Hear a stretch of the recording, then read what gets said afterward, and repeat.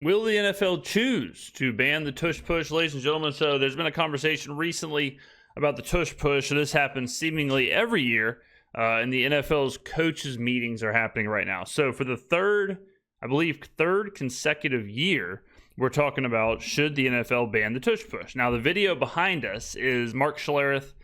This is about a month ago. He's talking about why they should or should not ban the tush push. So we're going to talk about this a little bit. Talk about the entire thing, if I think they should ban it, why they would ban it, and whatnot. So let's go ahead and listen to Mark. Thoughts on the tush push? Should it be banned? Yeah, it's interesting, right? I mean, it's obviously very interesting. I would tell you that I agree with everything that Nick Sirianni said. All right, I don't want him to give away what I think. Okay, so what are the two reasons that a play would be banned? All right.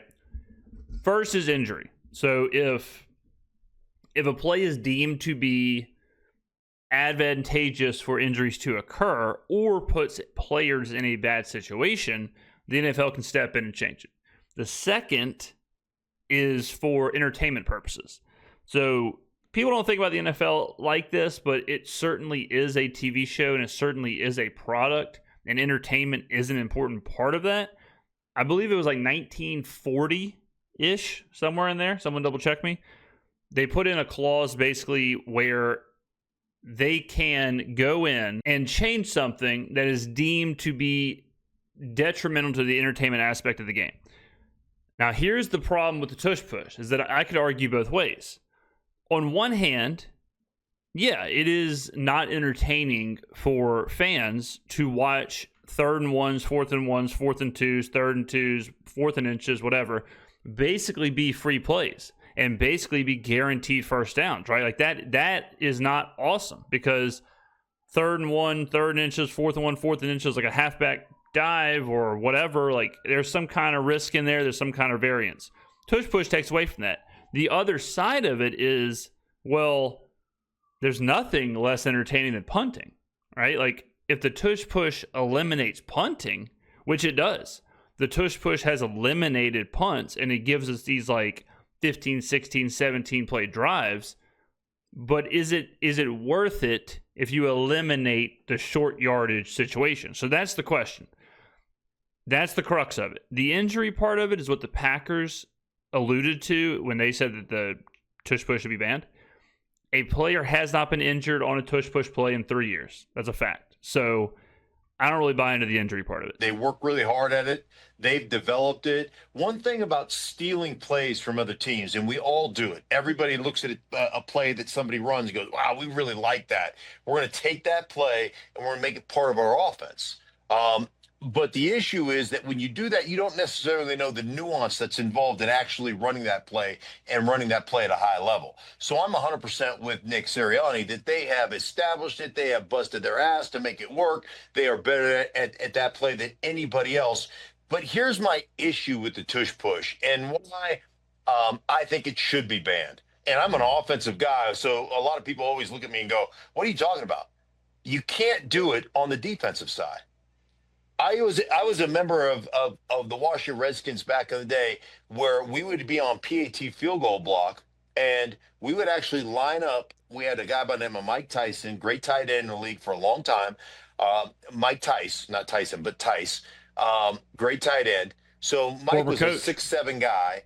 I would line up behind him on PAT field goal block. We'd get in the A gap, and my job was to shove him through the A gap in hopes that he might block the extra point or the field goal. And the NFL banned that. So I would tell you. Yeah, like this is another part of it. Now, this is getting into the actual like minutia of the play. Something I've never understood about the play is that you're pushing the other player to get a first down or a touchdown or whatever the situation is. And then in every other instance, you are not allowed to be pushed or pulled or use players as leverage or push off of, or, you know, all of that. Like in every other instance of the game, you can't do it.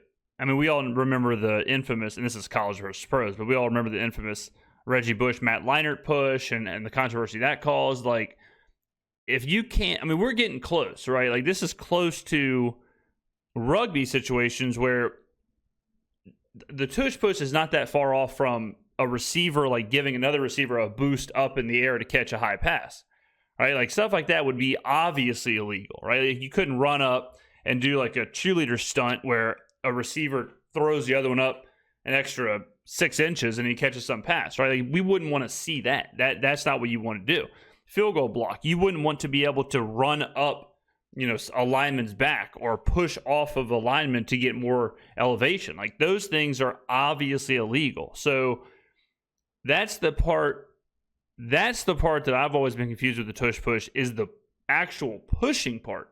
The actual like thrusting pause of the teammate to get the whoever it is the first down or touchdown.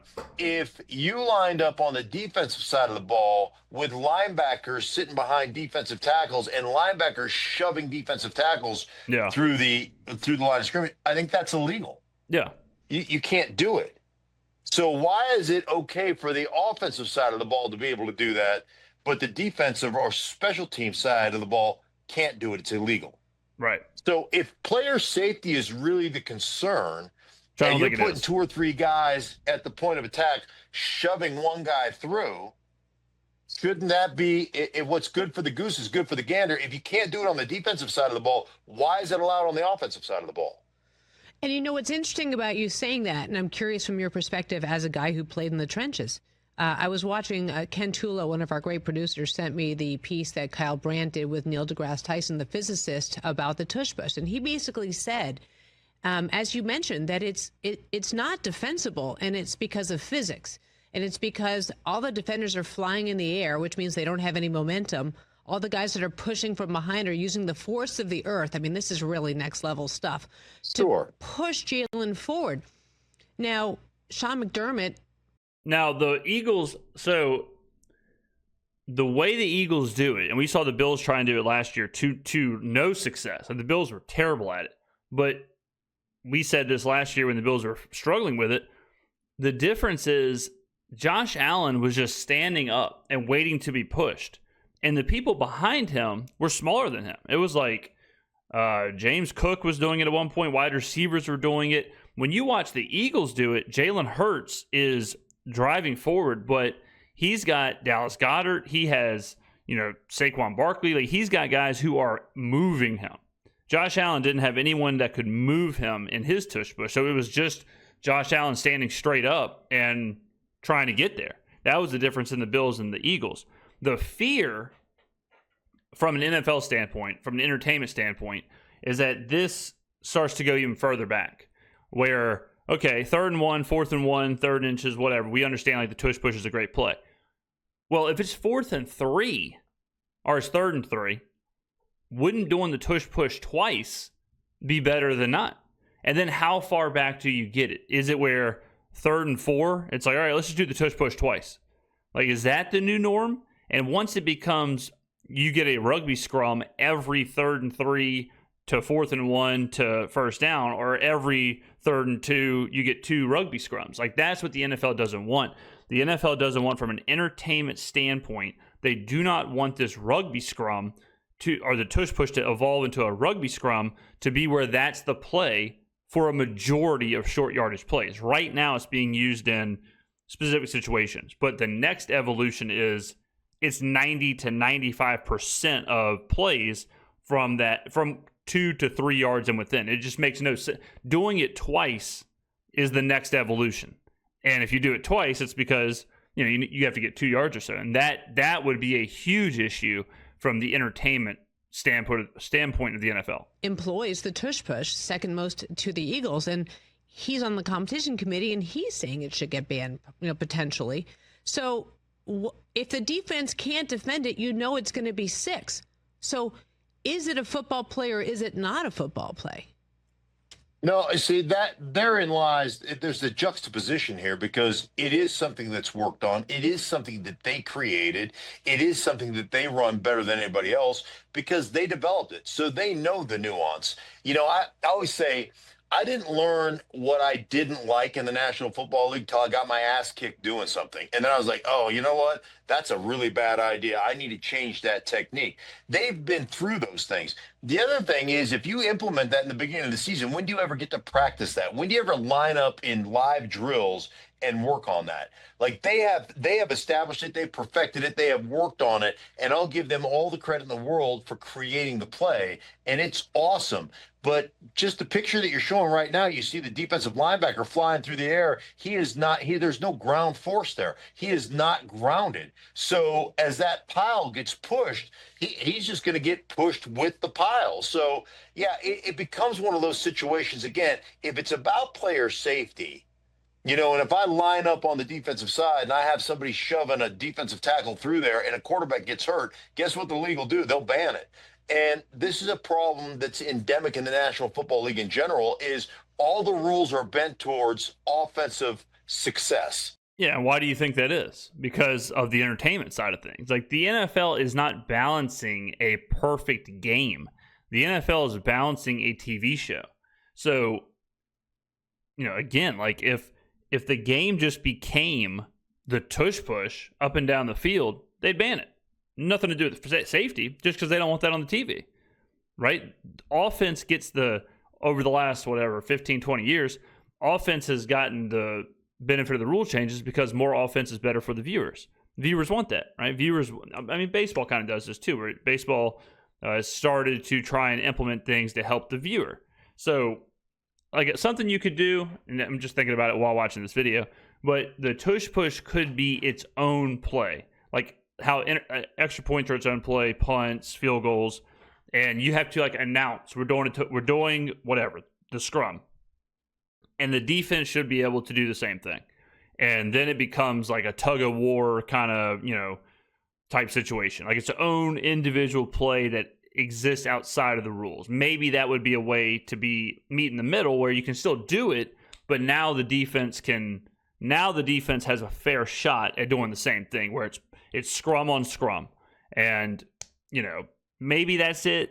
Maybe something like that. Or even you can only do it within 2 yards or less. You can't do it back-to-back times. Like, maybe things like that. Like, things like that could maybe be a middle ground where you don't run the risk of outright banning it, but you also eliminate the risk of it taking over short yardage situations in the game. Mm-hmm. Right? And they're all bent toward the offense doing things. And if this would have been something, like I said, it used to be a very prevalent thing on special teams, PAT field goal, and they deemed it too dangerous to keep using because it gave you an unfair advantage of shoving people through the line of scrimmage, right? So if it was deemed too dangerous and potentially harmful from a safety concern, why is it okay now for the offense to be able to do that if the defense and special teams can't do it?